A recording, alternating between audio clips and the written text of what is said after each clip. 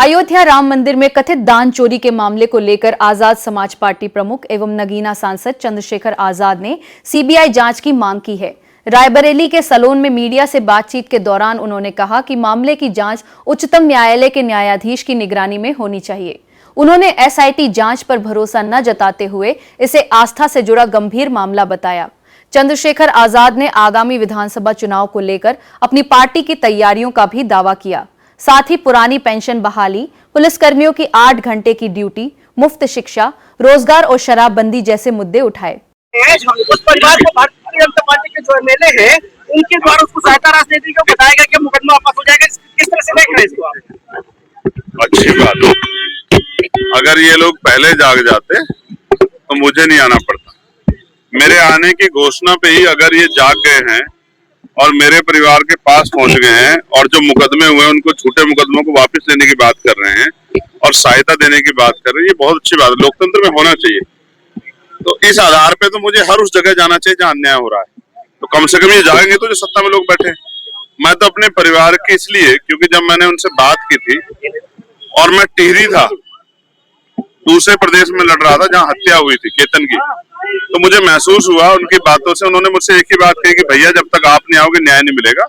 अब तो मैं जाऊंगा, उनको सुनूंगा, क्योंकि फोन पे सुनने पे और सामने से देखने में बहुत फर्क होता है, और उनकी हालात का जायजा लूंगा। मैंने उस दिन भी अधिकारियों ने डिमांड्स की थी, आज भी मैं बात जाके रखूंगा और फिर मैं अधिकारियों से भी, डीएम से भी, एसपी से, सबसे बात करूंगा।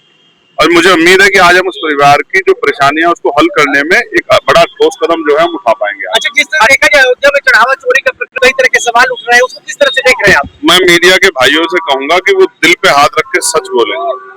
चोरी है, लूट है या डकैती है? या आपको याद है, मैं हिस्ट्री का भी स्टूडेंट हूँ। मोहम्मद बिन कासिम हो, महमूद गजनबी हो, मोहम्मद गोरी, वो तो एक एक दो बार लूट के गए, वो लुटेरे हैं। लेकिन इन्होंने तो पाइपलाइन लगा दी, रोज लेंगे, रोज लूटेंगे। राम के नाम पे वोट भी लिया, राम के नाम पे नोट भी लिया, और राम के नाम पे जो आस्था थी लोगों की, करोड़ों लोगों की, उससे खिलवाड़ भी किया। और आज एक दूसरे को बचाने के लिए कोई इस्तीफा दे रहा है, कोई एसआईटी की जांच पे। ना मुझे एसआईटी की जांच पे भरोसा है, क्योंकि एसआईटी तो यूपी सरकार के अधीन है। मैं चाहता हूं सुप्रीम कोर्ट के सिटिंग जस्टिस की निगरानी में, इवन चीफ जस्टिस की निगरानी में एक सीबीआई द्वारा फेयर इन्वेस्टिगेशन हो, और तब जाके इसमें ये पता लगेगा कि कितने करोड़ रुपए का घोटाला है। 10,000 करोड़ का है, 20,000 करोड़ का है। और बात पैसे की नहीं है। पैसा तो जिन्होंने खून पसीने से दिया है सहयोग, वो पैसा और भी दे देंगे, लेकिन वो पैसा दिया था किस काम के लिए और आपने किया क्या? आपने उसको में लूट की, डकैती डाली। मैं आज कह रहा हूँ, राजकाज बदलेगा। एक एक पैसे का हिसाब होगा। जिन्होंने गरीबों की आस्था से, राम भक्तों की आस्था से लूट की है, उनसे एक एक पैसे का हिसाब होगा। मेरी बात को आप याद रखें। 2027 के विधानसभा चुनाव में जो है चंद्रशेखर जी का क्या फैसला रहेगा? इंडिया गठबंधन यानी जो है सपा की और कांग्रेस? जनता गठबंधन बहुत बड़ा गठबंधन है। जनता ही बनाती है। जनता ने पिछली बनाई थी, उन्होंने जनता के अधिकारों को कुचल दिया। आज बताओ, कोई कर्मचारी एक विभाग बता दो जो खुश हो, चाहे टीचर्स हो। और मैं कह रहा हूँ, ये पुलिस के भाई खड़े हैं, आज आपके कैमरे पे कह रहा हूँ, ऐतिहासिक परिवर्तन करेंगे। आरक्षी और मुख्य आरक्षी को जिले में तबादला, जिले में रखेंगे पोस्टिंग उसकी, उसको बॉर्डर स्कीम का नुकसान नहीं उठाने देंगे। और 8 घंटे की ड्यूटी, 27 छुट्टी, और प्रमोशन में रिजर्वेशन से लेकर तमाम वो सुविधाएं जो उनका हक बैठता है। पुरानी पेंशन बहाल करेंगे और नौजवानों के लिए रोजगार, ग्रामीण क्षेत्रों में उद्योग धंधे लगा के, महिलाओं के लिए ग्रामीण क्षेत्रों में रोजगार, और कक्षा 1 से 12 तक की पढ़ाई मुफ्त, और शराबबंदी करेंगे। मैं आपको आज इस बात को आश्वस्त करता हूं। क्या जो है यूपी में चुनाव, पूरे यूपी में लड़ेगी हर सभी जनपदों में? देखो, मैं तो छोटा सा कार्यकर्ता हूँ। जो पार्टी का आदेश होगा स्टेट की लीडरशिप का, हम लोग उसको पालन करेंगे। जैसे आप और मैं एक जैसे ही तो हैं भाई। ऊपर से कोई सवाल आता है तो उसका जवाब मांगते नेताओं से। तो जो पार्टी के ऊपर के नेताओं का आदेश होगा, कोर कमेटी का, स्टेट का, हम लोग उसका पालन करेंगे। हमारा जिलाध्यक्ष भी हमारा नेता है।